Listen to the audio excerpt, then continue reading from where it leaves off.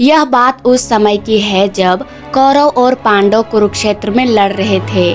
पितामह भीष्म को कौरव के लिए युद्ध में लड़ रहे थे, लेकिन कौरवों के सबसे बड़े भाई दुर्योधन का सोचना था कि भीष्म पितामह पांडवों को चोट नहीं पहुंचाना चाहते। दुर्योधन को लगा कि पितामह भीष्म बहुत बलशाली है और पांडवों को आसानी से मार सकते हैं, लेकिन वो ऐसा नहीं कर रहे हैं।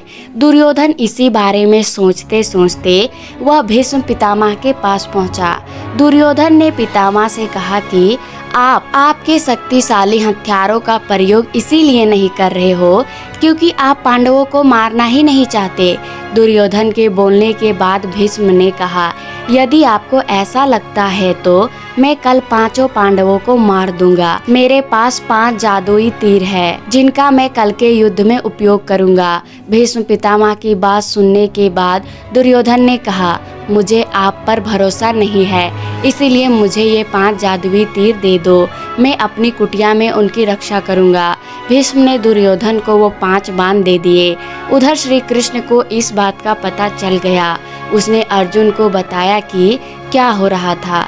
जब अर्जुन ने यह सुना तो वह डर गया और सोचने लगा कि इस संकट से कैसे बचा जाए। श्री कृष्ण ने अर्जुन से कहा कि जब उन्होंने दुर्योधन को गंधर्वों से बचाया था, तब दुर्योधन ने उससे कहा था कि आपने मेरी मदद की है, इसीलिए आप भविष्य में मुझसे कुछ भी मांग सकते हैं। अब समय आ गया है कि दुर्योधन से उन 5 जादुई बाणों को प्राप्त करने के लिए कहा जाए।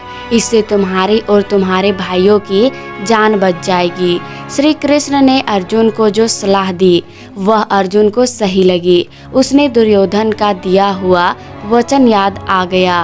कहा जाता है कि उस समय सभी ने अपने दिए गए वचन को निभाया करते थे। वचन न निभाना नियमों के विरुद्ध था।